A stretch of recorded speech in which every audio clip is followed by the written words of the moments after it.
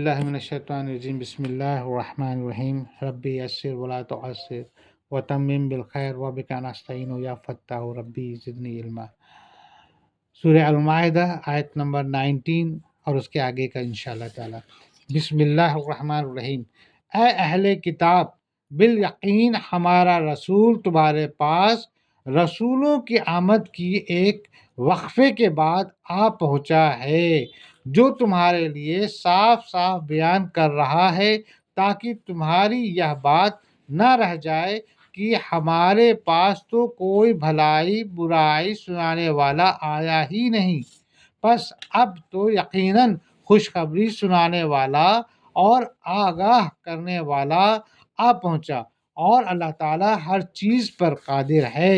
اے اہل کتاب، جب پیغمبروں کی آمد میں بہت رکاوٹ ہوئی تو ہمارا رسول تمہارے پاس آیا، جو احکام اللہ کو صاف صاف بیان کرتا ہے، تاکہ تم کہیں یہ نہ کہہ بیٹھو کہ ہمارے پاس تو نہ کوئی خوشخبری دینے والا پیغمبر آیا، نہ عذاب سے ڈرانے والا۔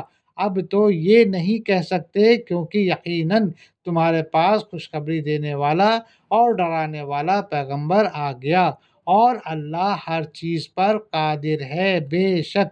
اور یاد کرو، موسیٰ علیہ السلام نے اپنی قوم سے کہا، اے میری قوم کے لوگوں، اللہ تعالیٰ کے اس احسان کا ذکر کرو کہ اس نے تم میں سے پیغمبر بنائے اور تمہیں بادشاہ بنا دیا، اور تمہیں وہ دیا جو تمام عالم میں کسی کو نہیں دیا۔ اے رسول، ان کو وہ وقت یاد دلاؤ جب موسیٰ علیہ السلام نے اپنے قوم سے کہا تھا کہ اے میری قوم، جو نعمتیں اللہ نے تم کو دی ہے اس کو یاد کرو، اس لیے کہ اس نے تمہیں لوگوں سے بہترے پیغمبر بنائے اور تم ہی لوگوں کو بادشاہ بھی بنایا، اور تمہیں وہ نعمتیں دی جو ساری خدائی میں کسی ایک کو نہ دی۔ اے میرے قوم والوں، اس مقدس زمین میں داخل ہو جاؤ جو اللہ تعالیٰ نے تمہارے نام لکھ دی ہے، اور اپنی پشت کے بل روگردانی نہ کرو پھر نقصان میں جا پڑو۔ اے میری قوم، شام کے اس مقدس زمین میں جاؤ جہاں اللہ نے تمہاری تقدیر میں حکومت لکھ دی ہے، اور دشمن کے مقابلے پیٹھ نہ پھیرو، کیونکہ اس میں تو تم خود الٹا گھاٹا اٹھاؤ گے۔ انہوں نے جواب دیا کہ اے موسیٰ علیہ السلام، وہاں تو زوراور سرکش لوگ ہیں، اور جب تک وہ وہاں سے نکل نہ جائیں ہم تو ہرگز وہاں نہ جائیں گے۔ ہاں، اگر وہ وہاں سے نکل جائیں پھر تو ہم بخوشی چلے جائیں گے۔ وہ لوگ کہنے لگے کہ اے موسیٰ، اس ملک میں تو بڑی زبردست سرکش لوگ رہتے ہیں، اور جب تک وہ لوگ اس میں سے نہ نکل جائیں ہم تو اس میں کبھی پاؤں بھی نہ رکھیں گے۔ ہاں اگر وہ لوگ خود اس میں سے نکل جائیں تو البتہ ہم ضرور جائیں گے۔ دو شخصوں نے جو خدا ترس لوگوں میں سے تھے، جن پر اللہ تعالیٰ کا فضل تھا، کہا کہ تم ان کے پاس دروازے میں تو پہنچ جاؤ، دروازے میں قدم رکھتے ہی یقیناً تم غالب آ جاؤ گے، اور تم اگر مومن ہو تو تمہیں اللہ تعالیٰ ہی پر بھروسہ رکھنا چاہیے۔ مگر وہ آدمی یوشع کالب، جو اللہ کا خوف رکھتے تھے اور جن پر اللہ نے خاص اپنا فضل کرم کیا تھا، بے دھڑک بول اٹھے کہ ارے ان پر حملہ کر کے بیت المقدس کے فاٹک میں تو گھس پڑو، پھر دیکھو تو یہ ایسے بودے ہیں کہ ادھر تم فاٹک میں گھسے اور یہ سب بھاگ کھڑے ہوئے اور تمہاری جیت ہو گئی، اور اگر سچے ایماندار ہو تو خدا ہی پر بھروسہ رکھو، ہے نا۔ ایک شخص ان میں سے ایسا بولا۔ قوم نے جواب دیا کہ اے موسیٰ، جب تک وہ وہاں ہے تب تک ہم ہرگز وہاں نہ جائیں گے، اس لیے تم اور تمہارا پروردگار جا کر دونوں ہی لڑ بھڑ لو، ہم تمہیں بیٹھے ہوئے ہیں، ہم یہیں بیٹھے ہوئے ہیں۔ وہ کہنے لگے اے موسیٰ، چاہے جو کچھ ہو، جب تک وہ لوگ اس میں ہیں ہم تو اس میں ہرگز لاکھ برس پاؤں نہ رکھیں گے۔ ہاں تم جاؤ اور تمہارا اللہ جائے اور دونوں جا کر لڑو، ہم تو یہیں جمے بیٹھے رہیں گے، ہے نا۔ بتائیے، ایسا انہوں نے جواب دیا تھا۔ اب وہ قوم جس کو ابھی ابھی ترنت حضرت موسیٰ علیہ السلام جو ہیں فرعون کے ظلم سے نجات دلا کر کے لائے تھے اللہ تعالیٰ کے مدد سے۔ بہرحال موسیٰ علیہ السلام کہنے لگے، الہی مجھے تو باخبر اپنے اور میرے بھائی کی کسی اور پر کوئی اختیار نہیں، پس تو ہم میں سے اور نافرمانوں میں جدائی کر دے۔ تب موسیٰ علیہ السلام نے عرض کیا، خداوند تو خوب واقف ہے کہ اپنی ذات خاص اور اپنے بھائی کے سوا، ہے نا، حضرت ہارون علیہ السلام، بھائی کے سوا کسی پر میرا قابو نہیں، بس اب ہمارے اور ان نافرمان لوگوں کے درمیان جدائی ڈال دے۔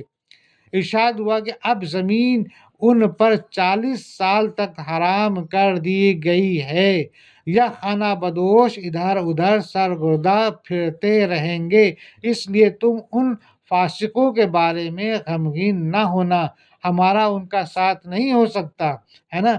خدا نے فرمایا، اچھا تو ان کی سزا یہ ہے کہ ان کو 40 برس تک کی حکومت نصیب نہ ہوگا، اور اس مدت دراز تک یہ لوگ مصر کے جنگل میں سرگردہ رہیں گے، تو پھر تم ان بدچلن بندوں پر افسوس نہ کرنا، ہے نا۔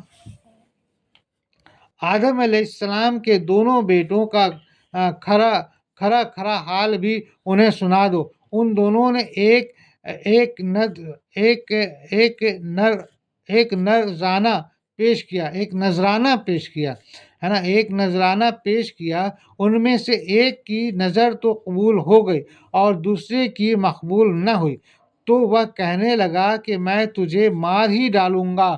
اس نے کہا، اللہ تعالیٰ تقوی والوں کا ہی عمل قبول کرتا ہے۔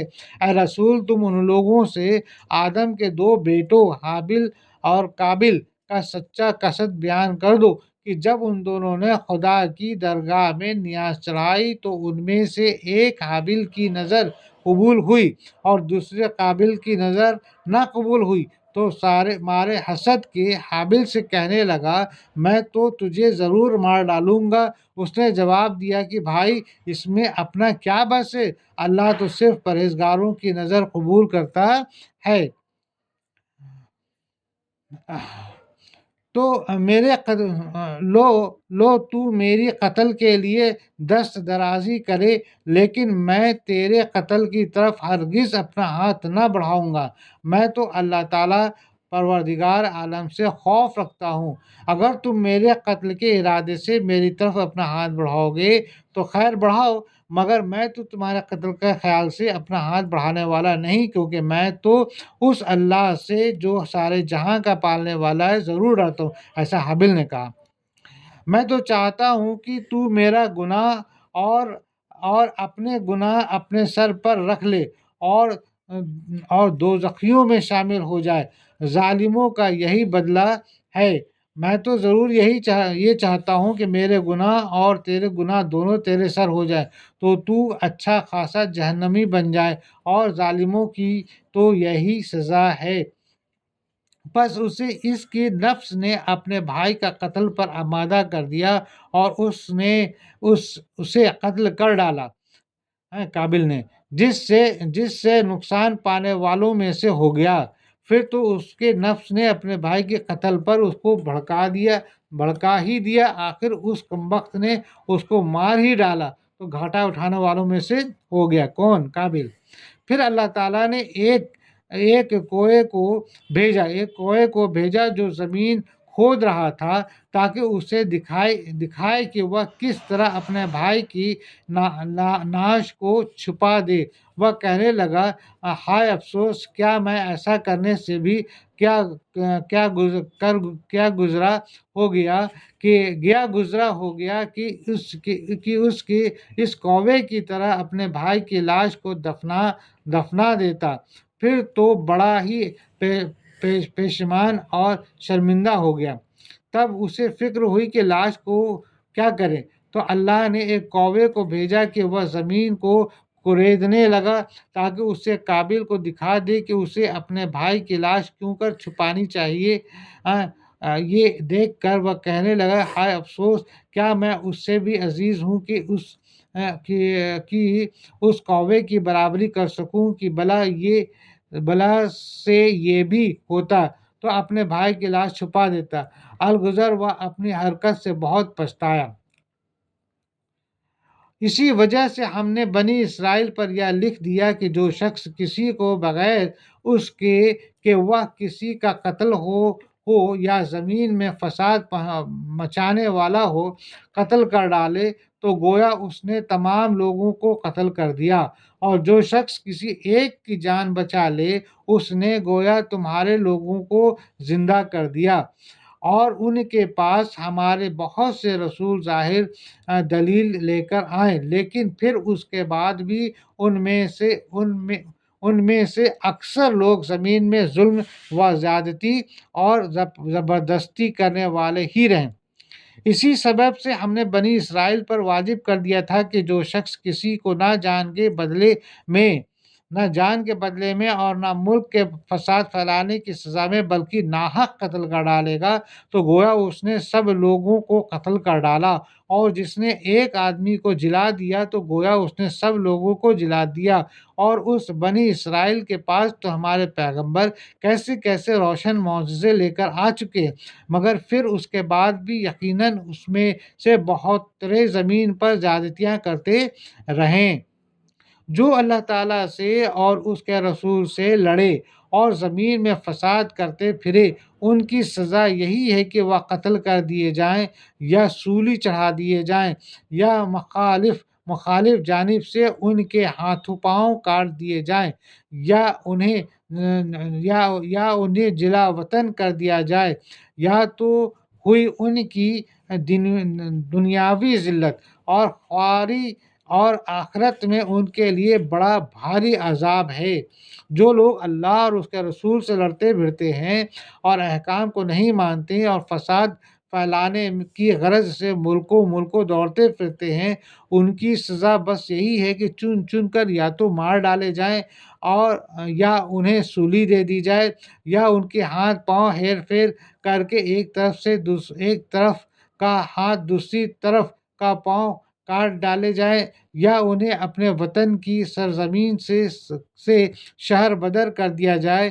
یہ رسوائی تو ان کی دنیا میں ہوئی، اور پھر آخرت میں تو ان کے لیے بہت بڑا عذاب ہی ہے۔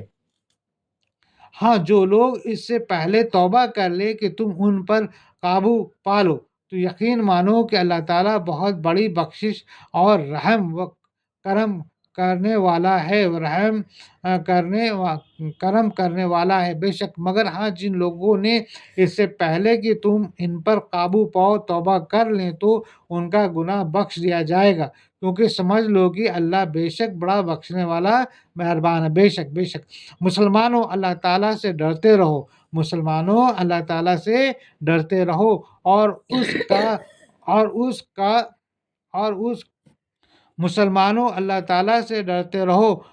اس کا قرب تلاش کرو اور اس کی راہ میں جہاد کرو تاکہ تمہارا بھلا ہو۔ اے مسلمانوں، اللہ سے ڈرتے رہو اور اس کے